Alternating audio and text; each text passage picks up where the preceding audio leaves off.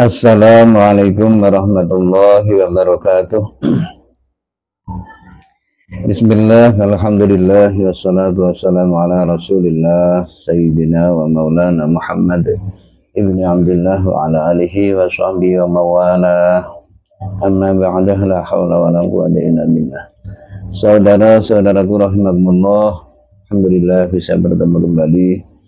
Senantiasa kita dengungkan kita untuk semangat membenahi diri demi ridho ilahi sampai kita benar-benar menghadap Allah Subhanahu wa taala dengan tentu kondisi yang hati yang selamat.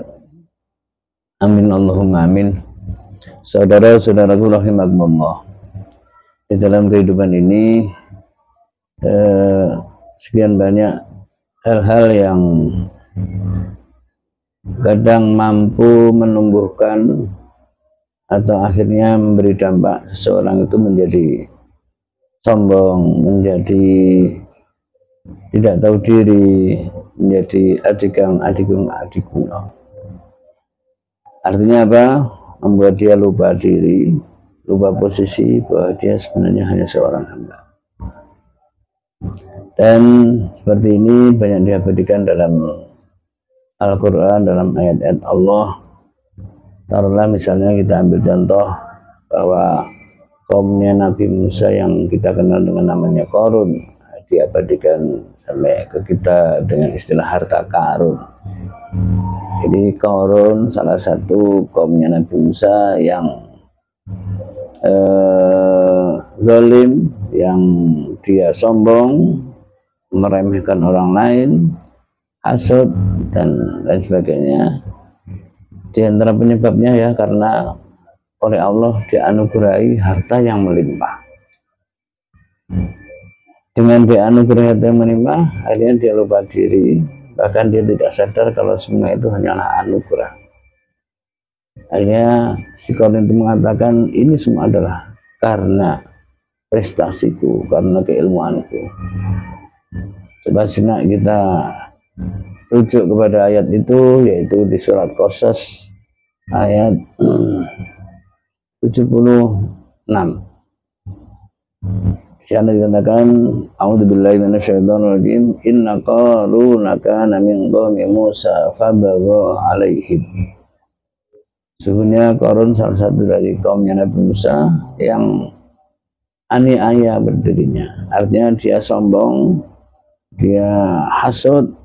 Jadi konon kabarnya Qarun ini adalah, orang Jawa mengatakan misanani Nabi Musa, jadi anak pamannya Nabi Musa. Kesombongan yang dia tampilkan, keangkuhan dia tampilkan itu diantara penyebab karena iri. Iri kenapa misanan yang namanya Musa itu dijadikan Nabi. Akhirnya dia terhadap kaumnya itu meremehkan, sombong. Ya memang mungkin secara status sosial, secara logika karena kekayaan yang melimpah. Di ayat itu digambarkan bahwa kunci perbendaharaannya saja di bawah banyak orang yang kuat-kuat itu. Ada yang mengatakan sampai 70 orang membawa kuncinya saja, kunci gudang hartanya. Saya ulangi, inna Qaruna kana min qaumi Musa fabagha 'alaihim wa atainahu minal kunuzi ma inna mafatihahu latanu bil usbati ulil quwwah. Saat itu yang kaumnya dizalimi itu, diremehkan, dianiaya karena kekayaan Qarun, kaumnya juga sebenarnya dia merasa kalau Qarun itu keterlaluan. Akhirnya kaumnya mengatakan, idz qala lahu qaumuhu la tafrah innallaha la yuhibbul farihin. Dalam ayat itu kaumnya mengingatkan, hei Qarun, jangan sombong. Jangan sombong karena Allah tidak suka dengan orang yang sombong. La tafrah innallaha la yuhibbul farihin. Bahkan di terusnya ayat dikatakan bahwa wabtaghi fima ataakallahu daral akhirah. Wahai Qarun, carilah harta, carilah bagianmu di akhirat nanti. Wabtaghi fima ataakallahu daral akhirah. Artinya lebih fokuskanlah tentang bagianmu di akhirat nanti. Wala tansa nasibaka minad dunya. Adapun untuk urusan dunia itu ya sekedarnya sajalah. Jangan lupa bagian tentang harta dunia. Wala tansa nasibaka wa ahsin kama ahsanallahu ilaika wa la tabghil fasada fil ardh. Dan berbuat baiklah, yaitu selama ini kita atau khususnya kamu sudah sedemikian kamu dianugerahi kehidupan, dianugerahi kesehatan, dianugerahi harta yang melimpah, maka dari itu berbuat baiklah. Jadi itu kaumnya menasihati Qarun, ya mungkin karena keterlaluan sombongnya, karena keterlaluan meremehkannya kepada orang lain. Tapi namanya Qarun dengan kesombongannya dalam kisah itu, ya dia malah mengatakan qala innama utitu ala ilmin indi. Loh, kenapa kamu ikut campur kepada saya? Loh, harta yang melimpah ini kan karena saya, usaha saya. Ini kan mutlak usaha saya, kepintaran saya. Innama utitu ala ilmin indi. Begitulah orang yang sombong itu, tidak sadar bahwa semua itu hanya anugerah dari Allah. Seharusnya dia mengatakan hadza min fadli rabbi. Ya, seperti inilah kondisi orang yang sombong. Maka tidak berselang lama yang namanya Qarun sama harta ditelan bumi. Fa khasafna bihi wa bidarihil ardh. Maka dari itu marilah untuk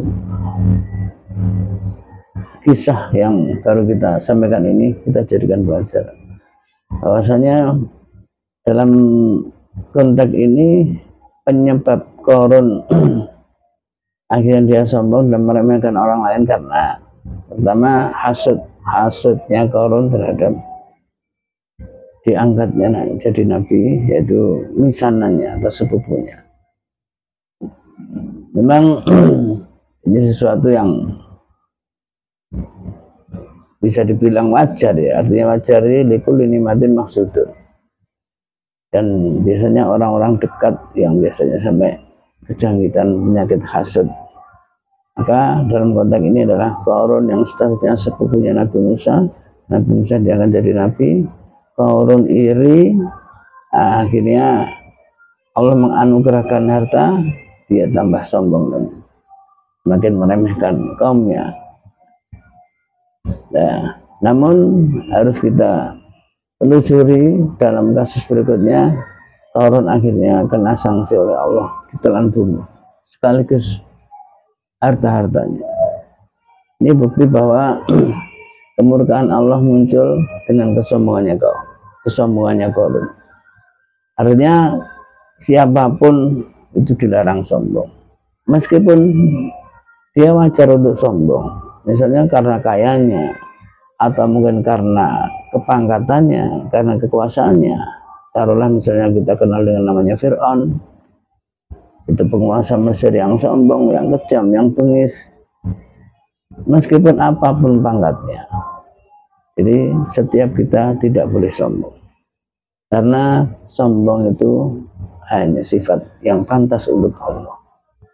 Coba sejenak kita renungkan, andaikan kita sombong karena apapun lah, karena kekuasaan, kita misalnya raja dunia, coba kita telusuri, terus status kita jadi raja, kita jadi penguasa, itu loh, semua itu hanya anugerah dari Allah, bukan karena kita, bukan karena prestasi kita.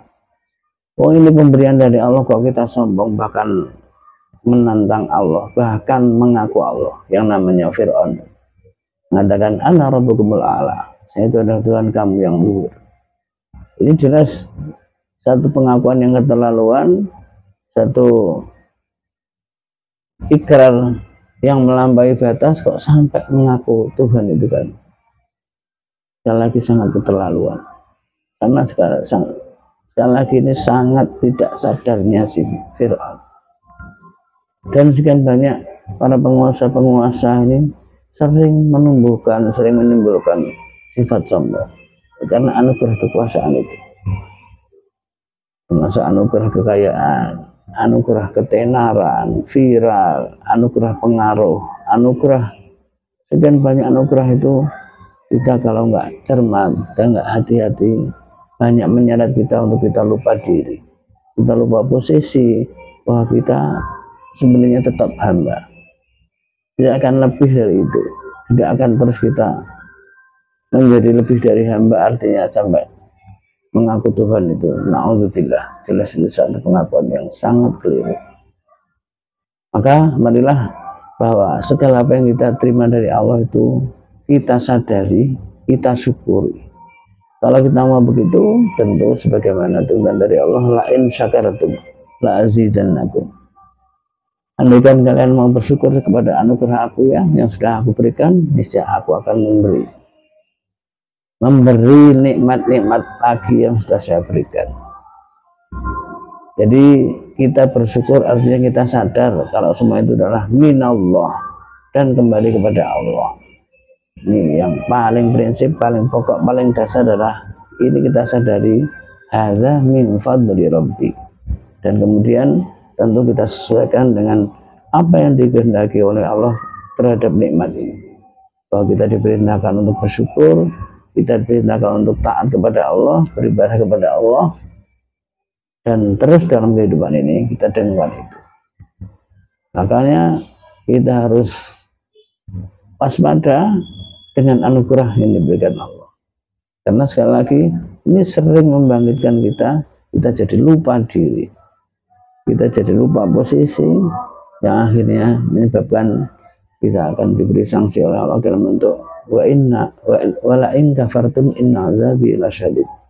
Kalau kalian tidak mengakui kalau nikmat itu dari aku alias kalian kufur, maka ingatlah azabi lasyadid, siksa aku adalah pedih.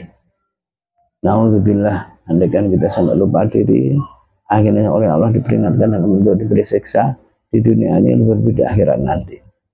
Makanya marilah segala apa yang kita terima dari Allah, bentuk apapun, kesehatan, kekuatan, kenikmatan, taufik, hidayah, semuanya itu sebenarnya adalah minallah, dari Allah, dan harus kita syukuri. Demikian yang saya sampaikan, semoga sekalian ini mbak pencerahan kepada kita, menyadarkan kepada kita, akhirnya kita senantiasa waspada dan senantiasa bersyukur. Maka kalau demikian adanya, kita akan senantiasa diberi nikmat oleh Allah, ditambahi nikmatnya terus. Akhirnya kita benar-benar golongan hamba Allah yang pandai bersyukur. Amin Allahumma amin. Wal afu minkum. Wassalamualaikum warahmatullahi wabarakatuh.